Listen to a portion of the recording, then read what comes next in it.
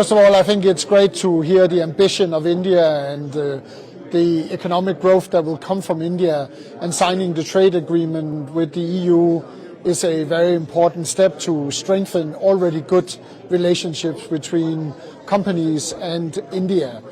In my sector, which is in transport, I am encouraged that we are making progress on the very concrete agreements we have made with Honourable Prime Minister Modi just last year in building ships in India, building containers in India, which is what moves world trade, building training education centers for our sector so we can get the young people to join our sector. And finally, I am happy that we are also investing